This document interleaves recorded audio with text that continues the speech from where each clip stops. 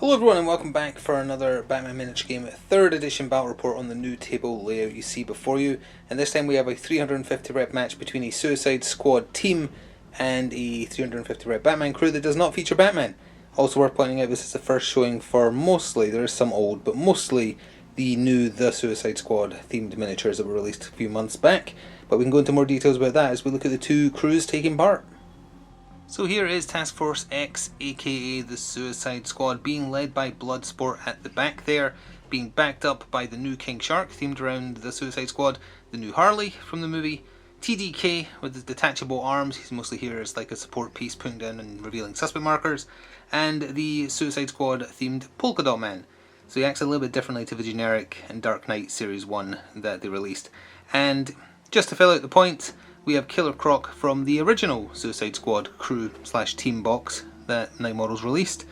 And it's worth pointing out again, there's still a little bit of confusion over whether you still use the old Teams PDF document because there's no mention of it within the app. There's also no mention in the Teams PDF about the discount that Suicide Squad gets in the app, where they get a 10 rep rebate per 2 miniatures in the squad, so they actually have 380 rep to play with, not 350. But it's a little, we're going to work with it, but it's a little unclear. The Teams document itself hasn't been updated in a while, it's not been integrated into the app, so who knows, essentially. And for the purposes of today's match, they are going to be the red team, using the various markers from the new starter set, the red themed ones, so for damage they do to themselves with efforts, or to the enemy, and their Audacity markers, suspect markers, etc., they will be Team Red.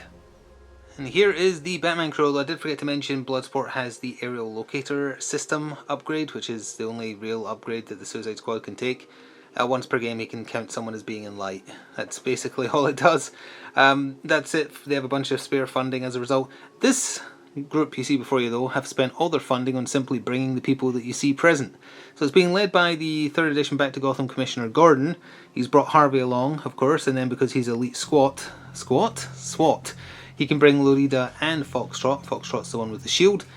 GCPD Cop 2 just to make up the points, and then the bulk of it, where the red points are going, Peacemaker, his trusted associate Eagly, and then Vigilante, who is also there. They're both quite killy, but they are Batman affiliated, so once again they've turned on the Suicide Squad, I guess, well, in Peacemaker's case, and he is here with the cops to take them down.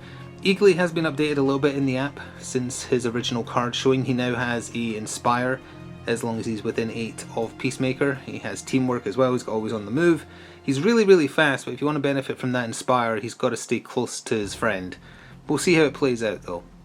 So we are all set up and good to go. The Suicide Squad are to your right and have first activation, although they do also have 2 passes. The Batman crew is to your left. There's some out of deployment placement done that we'll cover as well. First, objective cards. There's one phase 2 card being played by the Suicide Squad, and it is Psychopath. This is the least likely turn for this to ever have a chance of scoring, but hey, it cycles the deck a little bit. And if they do manage to kill a bunch of people, more than there has been enemy suspect markers put down, it will score for 3, which is quite a lot. In terms of deployment then, most of the Suicide Squad are just in a line around Bloodsport. TDK is a little bit out of place up there, and then Killer Croc can start in base to base with a sewer instead of deployment zone, and he has chosen to do that with the one on the roof of the old police station there. The Batman crew, we've got Foxtrot and GCPD Cop 2 down here on the end. We've got Vigilante and Gordon here, both with Audacity. Bullock deployed with his hidden, only slightly out of deployment, right there with Audacity. Peacemaker with Audacity over here next to Lorida, and Eagly next to him to benefit from that Inspire we talked about. So with that, we're jumping into Battle Round 1. Suicide Squad going first unless they opt to pass. So the Suicide Squad did opt to go first and activate King Shark. He just wants to show everybody his hand, he's adorable. But he didn't have Audacity, however, because it's a team he does get an Inspire from his boss, which is Bloodsport. So he moved down here and he used it to put down, how do you like that, a taste of your own medicine, Batman crew. He put down a turn 1 Snitch, because that is one of the cards that the Suicide Squad team is allowed to bring. So they have put down a Snitch, and we'll see how the other team react. Well, turnabout is fair play, so for the Batman crew, Lorida activated without Audacity but within 8 of Gordon for that Inspired Manipulate, and used it upon moving up to his lamp here next to Bullock to put down a Snitch of their own. So that is both sides having a Snitch in play in the first turn. So they cancel each other out. They both score points-wise, but it's a start. The Suicide Squad opted to use one of their 2 passes, so it was right back to the Batman crew. GCPD Cop 2 activated. No Audacity again, but within 8 of Gordon. She walked around the very edge of the board here and has put down just a normal suspect. A second pass was used by the Suicide Squad, so the Batman crew activated Foxtrot, the SWAT member with the shield, and he did the exact same thing as GCPD Cop 2 with that Inspire from Gordon. He came down here, stayed outside of 4, put down a suspect marker. Whatever could they possibly be planning on scoring by doing such a move?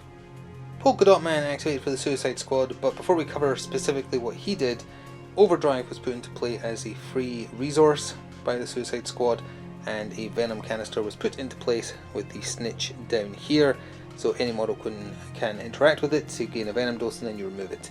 It was just to cycle the hand as well a little bit. Plus, giving a Venom dose to a giant shark, what could possibly go wrong? So, Polka Dot Man did not have Audacity. He did start next to Bloodsport, but that's not going to be relevant for what he did. He does have a rule though, where when you activate him, you roll a d6, and if it's anything other than a 5 or a 6, you get a free attack action. Problem with that is, if you don't use it, you hurt yourself for 1 blood, 1 stun. So he pretty much had to use it, because he's not that tanky. So he came forward, he's got 10 inches to play with, so it's quite a lot of move. He moved here, his weapon is short range and throwing, so he can move and not lose any hindrance because it's a throwing weapon. But he shot into the night at Gordon just so he could do an attack with his free attack action. Gordon also has a bulletproof vest, so he lost a die for that, losing a total of 3 I think, 2 for the night, 1 for the vest. Basically he had no chance of doing damage. Still, Gordon's only defense 3, so 1 blood could have got through, but nope, not even that. He used the attack action though, so he didn't hurt himself. It's also worth mentioning this Polka Dot Man has exposure on his Polka Dot attack, which is the role most of the freeze weapons have, so for every point of damage you do beyond the first, you do 1 extra. So it's capable of doing a lot of damage if he gets the chance. It was time for the Vigilante to activate with Audacity. He has a built-in grapple gun, but he opted not to use it. He just ran forwards his 8 inches. He didn't want to get too close because of Bloodsport, but he wanted to be within 8 so he could fire his light, is it an SMG he has? Automatic gun it's called, even though he's modelled with the nunchucks, which is the other thing he has. So he moved, so he was losing dice to that, but he did shoot at Polka Dot Man, who exposed himself a little bit there, and it would have done 2 hits for 2 blood, but seeing a chance to score a card, non-lethal ammo was played, so it was turned into 2 stun damage instead. Harley Quinn activated for the Suicide Squad, however there was some card shenanigans. Confusion was attempted to be played to move a friendly model for the Suicide Squad, however, Get Them Off the Streets was counterplayed as a resource to make it not possible. I was going to replace TDK a little bit to give him more threat radius with his stretchy arms, or detachable arms, sorry, but that's not going to happen. So 2 resource points down for each side, because the first resource point to create that Venom canister was free. Harley has like 12-13 inches of movement. She's super fast like most Harleys. She didn't use it all though because she doesn't want to get shot by everybody, even though she is an acrobat. So she moved with that dumpster for cover there and has put down a suspect marker for lack of anything better to do. She's equipped with the javelin, but she can only throw it once. She can use it in combat for double blood, but she can only throw it once.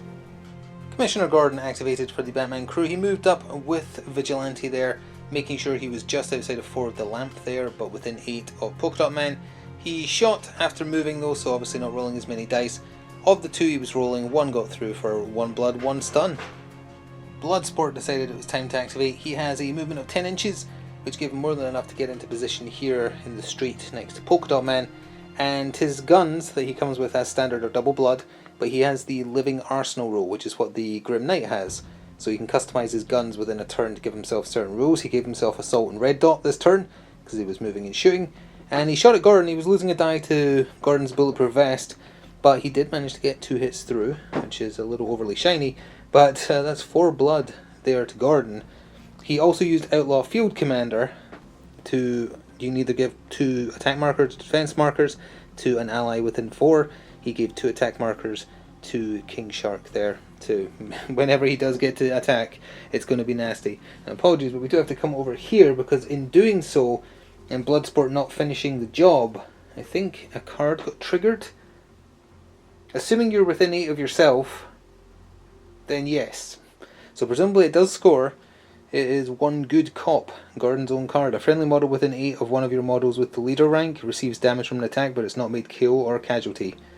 He is within 8 of himself, and he is a leader rank, so presumably that counts. But you could definitely argue that it says you're within 8 of one of your models, but you're also one of your models. So it's one of those situations where it should say, open brackets, except the model itself, to be clear. But we're going to count it as scored, because it does seem like it makes sense. Well, Harvey activated and decided to come around the corner of the dilapidated stores there to try and finish the job on Polka Dot Man, because he's only a 5/5 miniature, so even just 2 stun would take him out. He was only rolling 1 die though. He has the lesser version of the standard cop gun, sadly. Gordon has the better version. So he only really had 1 attempt to do damage, and managed to fluff it up real good, so no damage to Polka Dot Man at all. So second last activation of turn 1 for the Suicide Squad was TDK, and all he did was move up and use the street cleaner there for cover, because he's scared of Peacemaker's gun that we'll talk about when Peacemaker activates, I'm sure. So he's hiding and he's doing nothing because he's too close to Harley to put down a suspect marker. It's worth pointing out, Suicide Squad trying really, really hard to get cards that can be played this round, trying to cycle the deck where possible, and it's just not working out. They're set up for a great turn 2, as it stands, but turn 1 is looking bleak, and by bleak I mean head explodey. 2 activations left for the Batman crew, Eagle Lee and Peacemaker, and it was Eagle Lee who activated without Audacity. He did have a free Inspire from being next to Peacemaker, but he opted not to use it. He just moved up here between the car and the lamp, the traffic light there, because there's more than enough suspect markers on the board that Psychopaths can't score, and there's no reason to put down another one yet, because that would just help the Suicide Squad by giving them potentials for scoring. So he's opting to do nothing, and now it's over to Killer Croc to end off the Suicide Squad's first round. So Killer Croc activated, and even though he shares the role that King Shark has, also never have King Shark and Killer Croc in the same list, it just leads to confusion. They both have the amphibious role so that they don't need to manipulate it or sewer grading, but neither of them have the role that the other Killer Croc has, where once per game he can keep moving after leaving a sewer, so they both aren't allowed to move when they do so, which means he wouldn't be able to get close enough to do what he wanted to do. So instead he walked to the edge of the building, dropped off, and then walked over here. He's taken one for the team. He punched out the light just because he was in base to base with it, so why not? He had Audacity. But more importantly, he is within 4 of the snitch to try and deny some points for the Batman crew, because if he survives Peacemaker shooting at him, which is an ask, it is an ask because he's right there, it will deny them 3 points, because there didn't seem to be any better play, sadly. Well, it looks like it's going to be one of those games for the Suicide Squad. So Peacemaker activated and he was within range to just fire at Killer Croc, which he did. And his gun is fairly unique in the sense that it's double blood, but it has devastating, and high caliber. So he's rolling 2 strength dice, and if he moves and fires, he loses the strength die last as long as he's firing within short range. He also used rapid fire as a special action for +1 extra die. All said and done, that was 8 damage into Killer Croc, so he is killed, and that snitch is still going to score, so his sacrifice was in vain. He then moved up to be next to Eagle Lee for next turn. That is very, very rough. It's a very, very powerful gun. It was an outside shot that he'd live, but didn't expect it to do quite so much damage.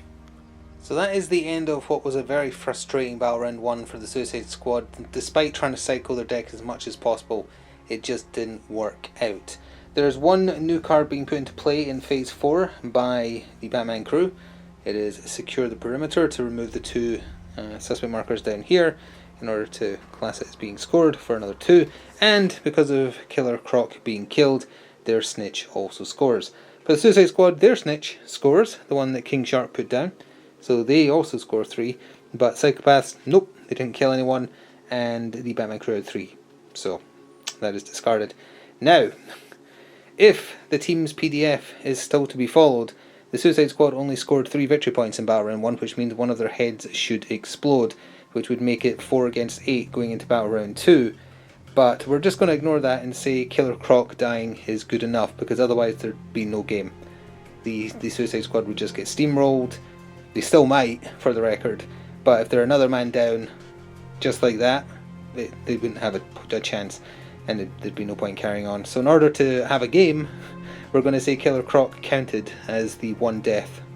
Amanda Waller was like, oh hang on, maybe they need bodies to do objectives. And with that, knowing that that's not what you're supposed to do, assuming the team PDF is to be used, just to be clear, we're going into Battle Round 2 as is. So here is how things stand at the top of Battle Round 2. The Batman crew have taken first activation. The Suicide Squad have 3 passes now, and there is a bunch of cards to cover being played by both sides. We'll also cover where Audacity is in a second. The Batman crew is playing their Die Hard, and it is being played on Peacemaker because there's a very, very good chance he is going to live. There's a bunch of cards though for the Suicide Squad, starting with their Die Hard is being played. And it is being played on Harley Quinn because she's an acrobat. She's out of the danger for the most part, other than Peacemaker, who she can avoid with acrobat. So seems like a safe bet. Also playing Frozen Assets, Mr. Freeze crew card that you can play in Suicide Squad. It's essentially a 1-turn loot, and you place it in contact with a friendly suspect marker. It's being placed next to the one Harley put down, so Harley is automatically holding it. If that's true at the end of a turn, that's 2 points in the bag. And they're putting another Psychopath into play just to get it out of the hand again, although it has a higher chance of scoring this time. So, King Shark has Audacity for the Suicide Squad, Bloodsport, Harley, and TDK. Only one who doesn't is Polka Dot Man.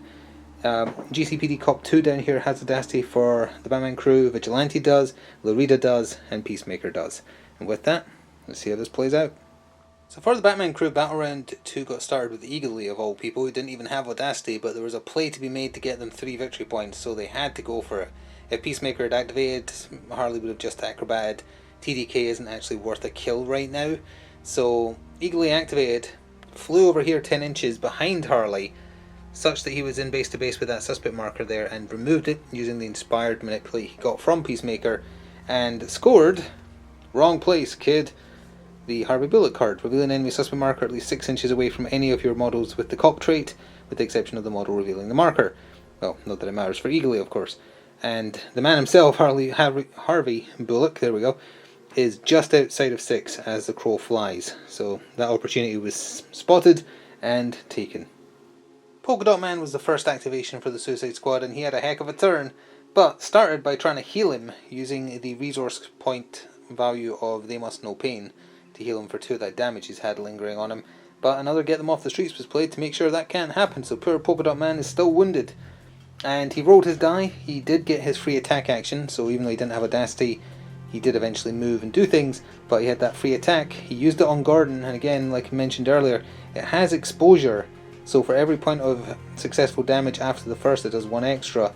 He lost 1 die to the bulletproof vest, but he got 4 through, so that's 3 extra damage, so that is 7 in total with what Gordon had already. That double kills him. That would have killed him outright, actually. So Gordon is off the table. The current leader of the Batman crew is dead. During Polka Dot Man's turn, as an actual objective card, I Work Best Alone from the Birds of Prey was put into play on him.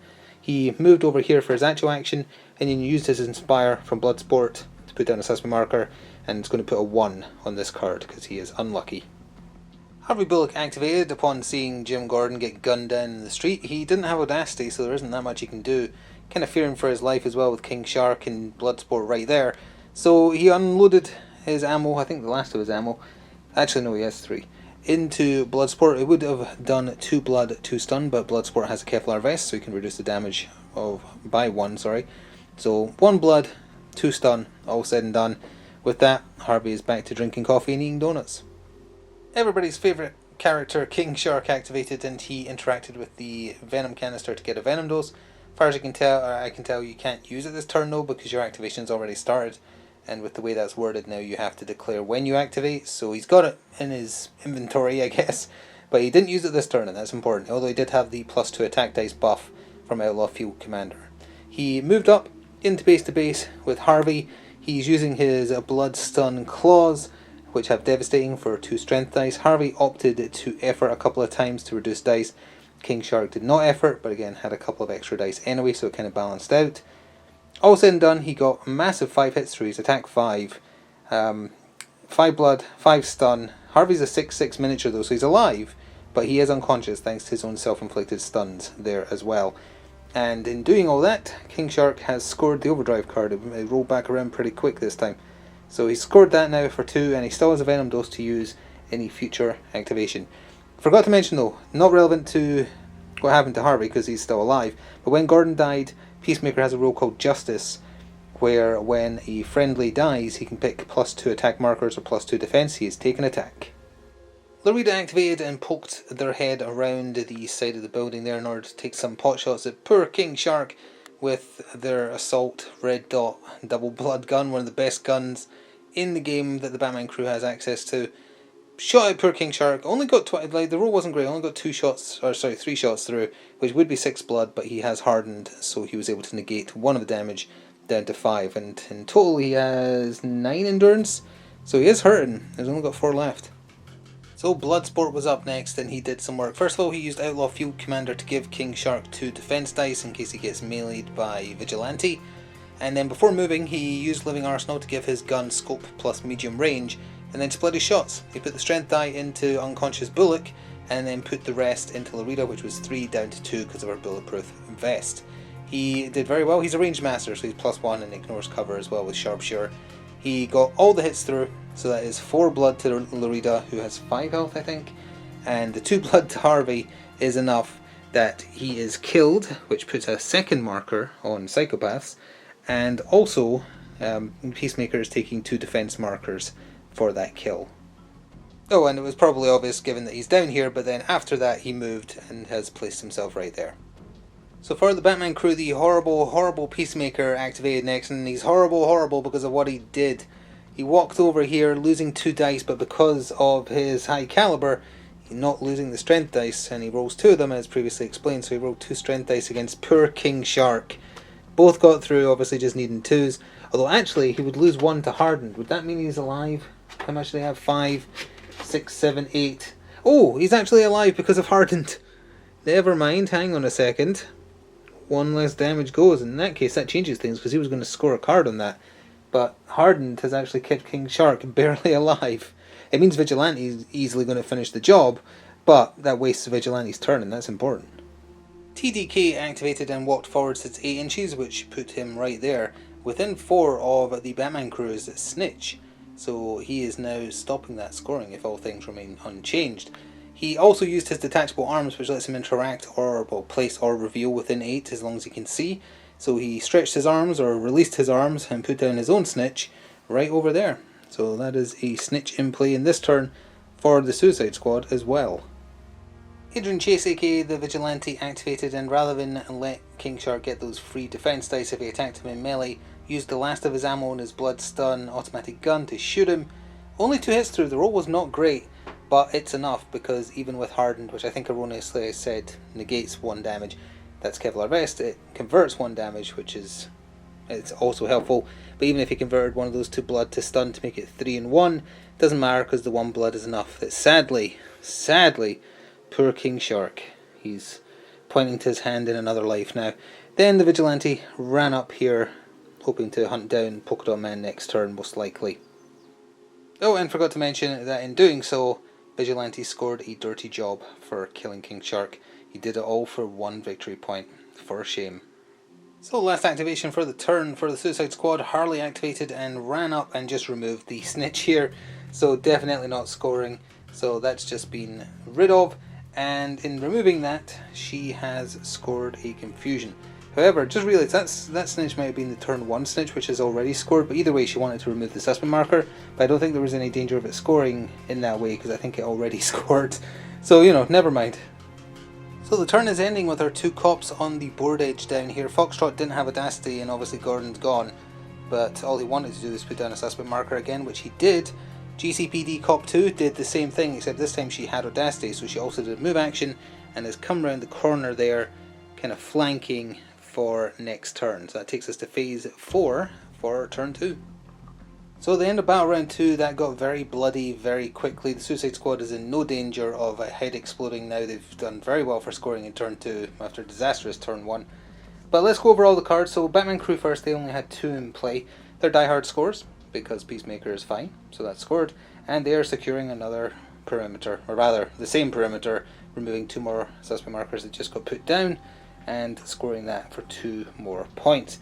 Now, I've come over here because the Suicide Squad had a bunch of cards in play. Psychopaths scores. It doesn't just count friendly kills, it counts enemy kills as well. So, it has scored for 3. Their Snitch, that TDK put down, has also scored for 3. There are frozen assets that Harley was holding on to for the turn. They've melted, but it did score. She also lived, so Die Hard scored. And Our Best Alone is in play for Polka Dot Man. Needs a 1. That's a 5. It stays in play though, because he might live and put down more suspect markers as we go into Battle Round 3. So here we are at the top of the penultimate Battle Round 3. Both sides have suffered losses. They've both lost 2 each. Everyone left on the board with the exception of Eagerly, right there, has Audacity, and there is 1 card being put in play. It is another Psychopaths. So that's in play for the Suicide Squad. Suicide Squad have taken first activation, and with that, let's see how things play out. So the round got started with Harley Quinn, and she moved into base to base with Peacemaker, but her javelin has reached 2, so she actually attacked Lorita, who efforted twice against her double blood attack. She efforted 3 times, so self-inflicted stun damage. Only the strength I got through, but that was enough that Lorita is gone, and there is 1 marker on Psychopaths for this turn. And independent of all that being done, mostly to get out of hand, the other I Work Best Alone has been placed on Harley. Doesn't even get a marker because she hasn't put down a suspect marker, but hey, she might do in the final turn if she's still alive. So in order to try and open up more options for scoring, JCPD Cop 2 activated. She has Audacity. She walked around here. She revealed the enemy suspect marker that King Shark had put down in turn 1 to get rid of a comb through everything and scored it for 2. Well, seizing the opportunity of still being alive, Polka Dot Man activated and fled from Vigilante around the corner here and fired some of his polka dots using a free fire. Actually, he could have put down a suspect marker if he wanted to, although I'm not sure if he wants to, because the attack action was free. Well, we'll see. There might be a suspect marker in base to base with him. Either way though, he landed 3 hits for 3 blood, but exposure means that's 2 extra on top for those second and third hits. Eagerly is out of there, and this time successfully he played as a resource They Must Know Pain to heal himself for 2, so he's back to full health, endurance and stamina, and that is another dot on Psychopaths. Peacemaker activated, and he had 1 simple task he wanted to achieve. He wanted to kill Bloodsport. He went into base to base with him. Oh, and also he had +2 markers this whole time. Justice only gives him +1, but enough people have died that he had +2 attack and defense markers. He made use of his +2 attack dice from the buff he had from Justice. He also efforted it 3 times, so he self-inflicted himself some damage. Bloodsport did not, because he's got reinforced gloves, so he was doing double stun. The attack roll was not great. He's 4 dice base. Oh, he is strength 2+ now though, because Eagerly has been removed. So the strength I got through with ease. But only 1 more hit made it through, all said and done, once Bloodsport made his 4 defense rolls. So he got very lucky by only taking 4 stun, because he has 1 stun on him still, but he's a 7/7 model. So he's got 2 stun left, but he is conscious, so far Peacemaker has failed. So Bloodsport activated, and he ended up where you can see him down here. The weird thing about Bloodsport is he does come with a melee weapon. He has a double blood sharp sword, but by default he has enough ammo to fire once every turn of the game, and his weapon by default has light, so you can shoot it in close combat. So why would you ever need the sword? Don't know.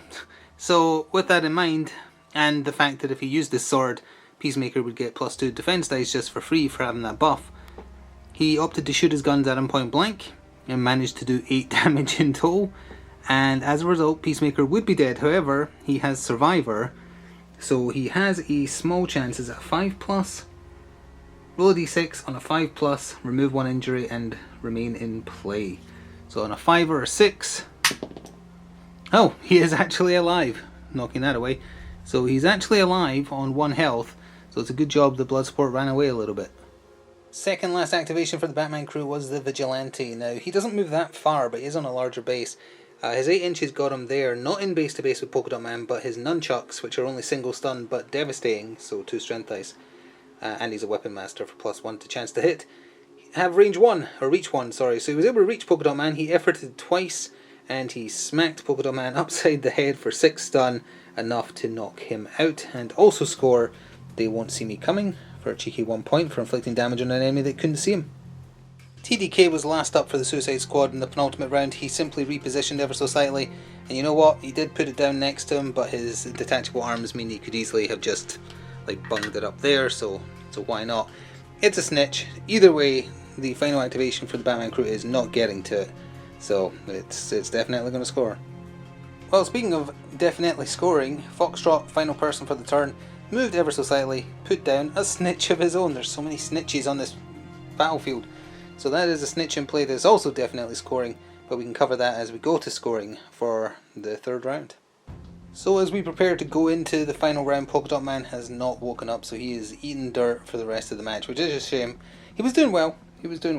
So the snitch, as just talked about for the Batman crew, obviously scores, but the one for the Suicide Squad also score, so they negate each other. The Psychopath's card does score because only one suspect marker got put down by the Batman crew. So that has scored for 3, which is very significant. I were best alone on Polka Dot Man. He is still on the field, so presumably you're still allowed to roll because it already has a marker on it. Needs a 1. It actually scored. Okay, well, the other one in play is for Harley, and that has no markers on it because she hasn't put down any suspect markers. But yeah, okay, that has scored, and with that, let's go to the final round. Dawn of the final day, the top of battle round 4. Everyone who's alive and conscious and left on the table all have audacity markers, so we don't need to cover that. Poor Polka Dot Man. And the Batman crew has taken first activation, but the Suicide Squad are playing 3 cards. They are playing, and this could be very well timed, Let's Dance, so if any of them are attacked, essentially, they score 2 points this round. They're putting another frozen assets into play, which we'll cover in a second, because none of them are adjacent to a suspect marker, so they can't just automatically hold it. And one more time with feeling, another Psychopath's card. And the I Were Best Alone from Harley is still in play as well. So the frozen assets event marker has been placed in base to base with this one over here. TDK is going to try and run and get it because Vigilante cannot catch him from where he is. So with that, let's jump into the final round.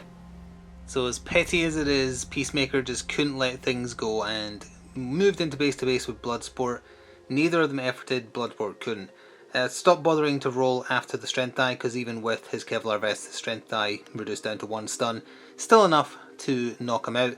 He does score a dirty job for KOing someone, but that's countered by Let's Dance also scoring. So again, that was just pure pettiness on Peacemaker's part. He wanted to take out Bloodsport. Oh, sorry, as an addendum, forgot that Bloodsport should have healed 1 stun at the end of the last turn, so the 1 die, the strength die going through was not enough on its own. Rolled out the rest of the dice, the outcome still has not changed, but yeah, just covering that to make that clear. So TDK activated, he walked over the frozen assets event icon, so he's now holding on to them for the turn, doing nothing else. He doesn't need to, there's nothing else he can do to help score anything. So perhaps also out of pettiness, Vigilante activated, he didn't bother moving, he didn't need to. He efforted 3 times to coup de grace Polka Dot Man on the floor there. We're just showing the blood damage because the stun damage is irrelevant. You do 1 extra blood for every stun dealt to an unconscious opponent. That's 6, that's enough to kill him and score. Dirty job. It does also put 1 marker on Psychopaths though. So Harley was the last activation for the game of the Suicide Squad because of all the deaths and whatnot. She actually did pretty cool. She did something pretty cool, I should say. From where she was standing, she used her once per game chuck the golden javelin she's holding. She chucked it at Peacemaker and she got him good. So 1 die plus the strength die, double blood, I think it's sharp maybe. Either way, it doesn't matter. Got him for 4 blood and he was heavily wounded from being shot before. So, oh actually, do you do Survivor every single time? Or is it a once per game? Let's check. It seems like you do it every time actually. So let's roll a die and see if he lives again. No, this time. You can't cheat death twice. Peacemaker is gone. Bloodsport was saved by Harley Quinn. And that also puts another pip on Psychopaths. And now it's over to the 2 JCPD cops, well, Foxtrot and the JCPD cop, to end the game. So once again, we can cover those 2 activations super quick. They both had audacity. Foxtrot moved up, put down a suspect marker. Gee, I wonder why. And the JCPD cop 2 came up here. Oh, it is the wrong way around, because it is their final snitch that got put into play, and it's the end of the game, so it's definitely scoring. But we can cover that properly as we go into the final recap. So that ended up being a very bloody match, all said and done. We just covered the snitch for the Batman crew, which they obviously put down right at the end when it was totally safe, so obviously that scores. They're removing 2 suspect markers yet again with Foxtrot. He didn't get into the fighting very much, but he and the GCPD cops managed to score every single secure the perimeter, so that's 6 points earned between them, plus the 3 for the snitch, So they did pretty well. Of the cards in play for the Suicide Squad, that is 2 suspect markers placed down, which means Psychopaths does not score because it broke even, sadly. Frozen Assets scores for 2, and the other I Work Best Alone does not score because Harley did not put down any suspect markers, so don't even roll for it. So that is gone. Let's go see who has won. So before we get to counting these, just a reminder that at the top of turn 2, one of the Suicide Squad's heads should have exploded, assuming you still use the team PDF, which would have changed things irreparably for them. It would have been Polka Dot Man because he was the only one who was wounded, so it would have made sense to get rid of him. He did go on to kill Commissioner Gordon, he killed Eagly, I think he scored a couple of cards, so that would have made a difference in more ways than just points, but there wouldn't have been a game if they were 2 people down after turn 1. Turn 1 was absolutely disastrous for the Suicide Squad. Turn 2 onwards they did very well though, and I think they've actually turned it around, but it's not a real victory, is what I'm saying. But if they won, don't know for sure, because the Batman crew that didn't feature Batman did very well. Let's start with them. 2, 5, 6, 7, 8, 9, 10, 11, 12, 13, 14, 15, 16, 17, 18, 19, 20, 21, 22, 23, 24, 25, 26, 27, 28, 29, 30, 31. 31! Very, very good score. 31 for the Batman crew. Suicide Squad.